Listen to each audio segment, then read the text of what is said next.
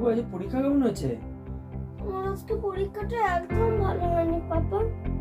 কি হয়েছে? এটা মন খারাপ করার কি হলো? ভালো হয়নি তো ভালো হয়নি, তোর মতো এরকম বলছে কত পরীক্ষা আমি এরকম খারাপ দিয়েছি, মন খারাপ করছিস কেন বোকা ছেলে? কিন্তু খারাপ হয়েছে তো। তাহলে কি হয়েছে?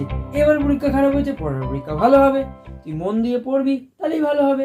খারাপ হতেই পারে, খারাপ থেকেই তো মানুষ ঠিকটা শেখে। পরের পরীক্ষা দারুণ হবে, প্রমিস?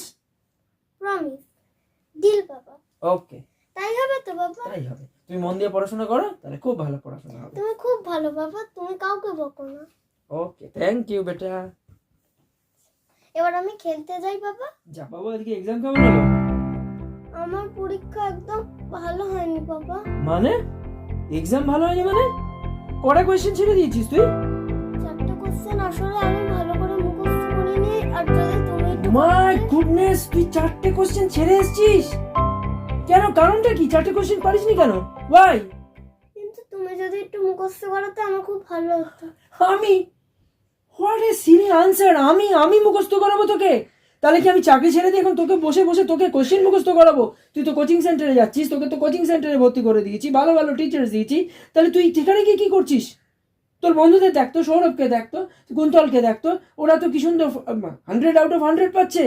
ওরাও তো একই সেম কোচিং সেন্টারে পড়ে, ওদের বাবা মা দুজনেই ব্যস্ত থাকে।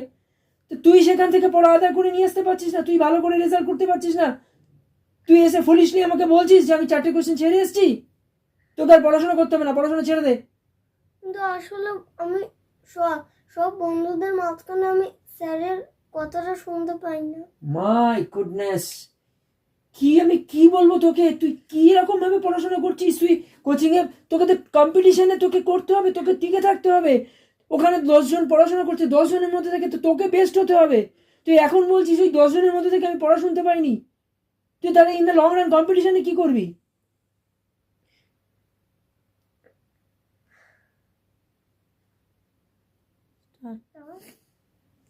তাতে কি হয়েছে পাপা? একবার না হয় বন্ধুরা ফার্স্ট হবে, একবার না হয় আমি ফার্স্ট হব। মানে বন্ধুরা একবার ফার্স্ট হবে, তুই ফার্স্ট হবে মানে? তোকে every time you have to stand first. বন্ধুরা একবার ফার্স্ট হবে, তুই একবার ফার্স্ট হবে মানে? তুই জায়গা ছেড়ে দিবি? আগামী দিনে কি কম্পিটিশন আসছে, তুই তার মানে সবাইকে এগিয়ে দিবি, তুই লাস্টে দাঁড়িয়ে থাকবি? তোকে তো কম্পিটিশনে টিকে থাকতে হবে। তুই কিভাবে কম্পিটিশনে টিকে থাকবি তাহলে? তুই এখন থেকে এরকম কম্প্রোমাইজিং অ্যাটিটিউড, সবাই এগিয়ে যাবে আমি ছেড়ে দেবো? ডিসগাস্টিং। ছেড়ে দে, তোকে পড়াশোনা করতে হবে না। আর আজ থেকে শোন, তোর খেলাধুলা বন্ধ, তোর বাইরে বেরোনো বন্ধ, তোর মোবাইল ফোন আমি যেন হাত না দিতে দেখি। কোনো রকম এন্টারটেনমেন্ট নয়, নো এন্টারটেনমেন্ট, শুধু পড়াশোনা পড়াশোনা আর পড়াশোনা। আমি এর বাইরে আমি কিচ্ছু আর দেখতে না চাই। প্লিজ বাবা, আমাকে একটু পড়াশোনার মাঝখানে খেলতেও দাও প্লিজ বাবা।